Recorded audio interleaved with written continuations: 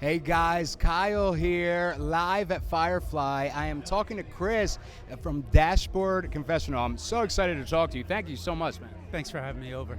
Thank you. So, what's it like to play Firefly? It's really exciting. It's a beautiful day after some tough weather, I hear. I got a lot of friends here that I'm excited to see, a lot of bands I've never seen before that I'm super psyched to see. This is a great festival. Who are you most excited to see? Phosphorescent. Awesome. And you have a new album that is pretty exciting. So it is reimaginings, would you say, of some of your back catalog. Why did you choose to do that?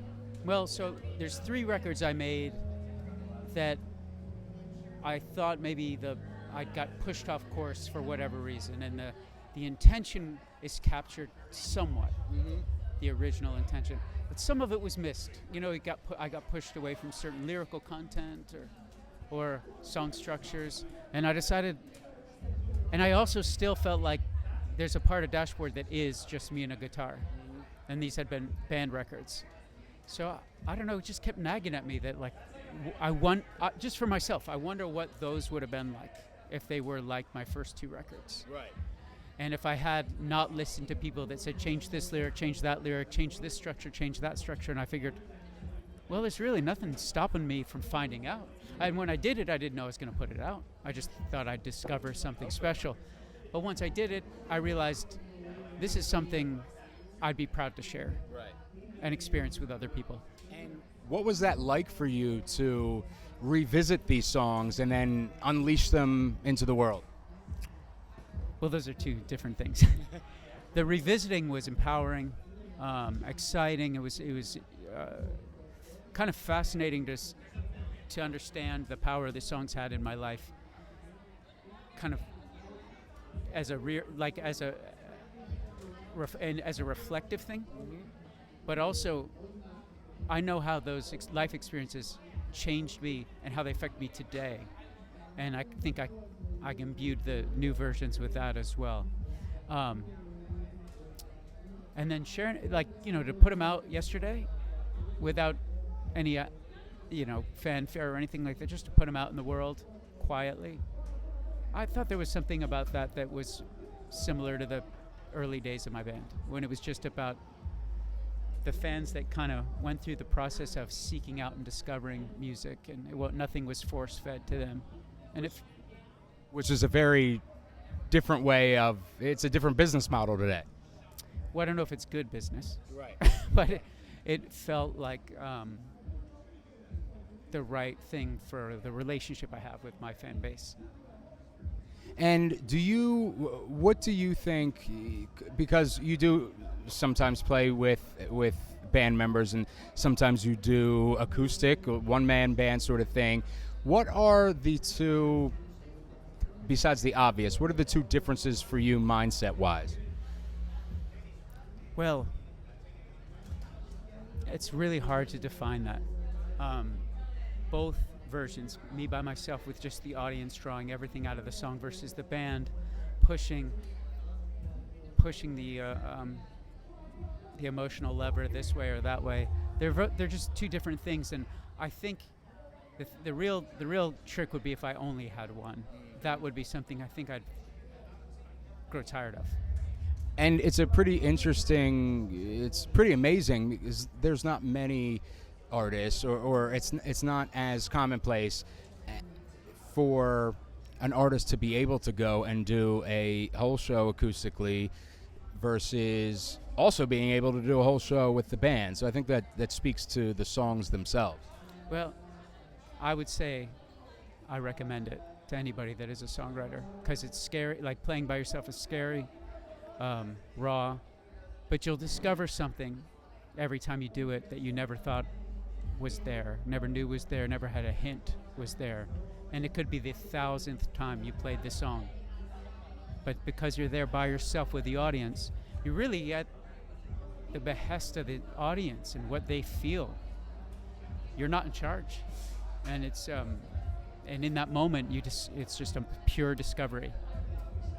So that's got to be especially scary, or at least I would be terrified, in a venue like this, where it's a festival, where you are here with acts that are, full bands and DJs and hip hop artists, and then you're doing a set just you and your guitar. That's got to be terrifying. Well, I would rather be nervous and terrified than perfect. I love that. And I think that, I think it's impressive to watch any band just crush and nail it. I personally am intrigued when a band or a solo artist will really go out on a limb beyond their comfort zone. There's something magical about that, and those are the bands that do that are the bands that have the longest legs, at least for me as a fan, in what I invest in them as a fan. Right. I love that. So you have a amazing body of work, and one thing that I've always wanted to know, and now I have the opportunity to ask, what are you most, and there's many things that I'm sure you're proud of, as a songwriter, what is your baby, if you had to choose? Like what song? Oh man.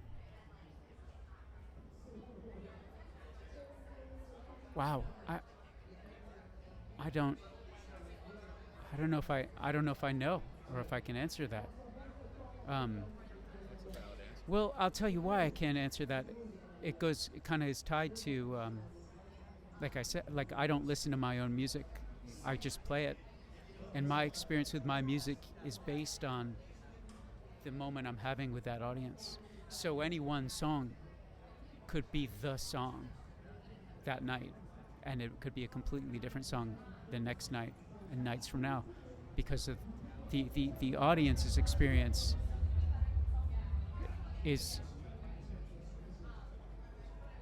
I'm just reflecting that, and I know how it's supposed to be. They buy a ticket, I'm supposed to put on this show. Little do they know how much of a show they're putting on for me, and how deeply I'm connecting to that audience as if they're a band. That's incredible.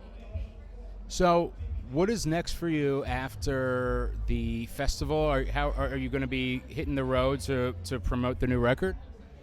I guess so, but I don't know how much promotion. Yeah, I'll do some, but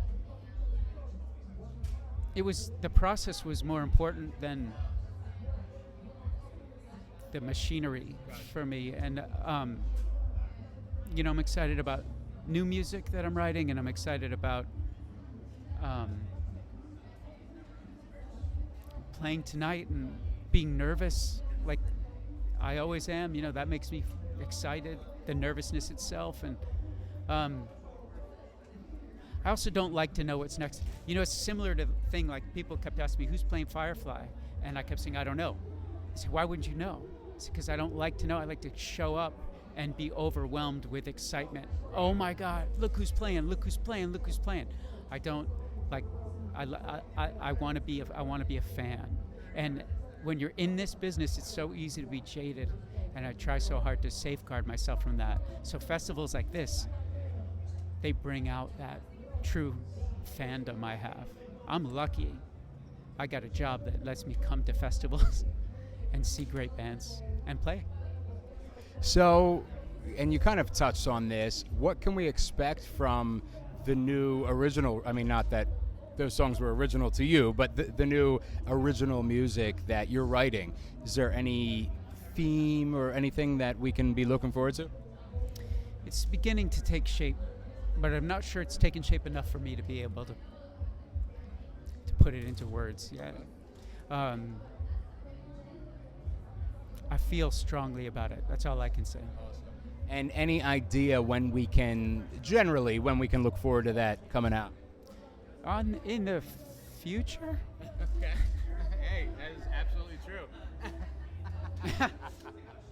All right, Chris, Dashboard Confessional, I am So hyped to talk to him. Thank you so much, brother. I appreciate it. Really do. Thanks for watching, guys.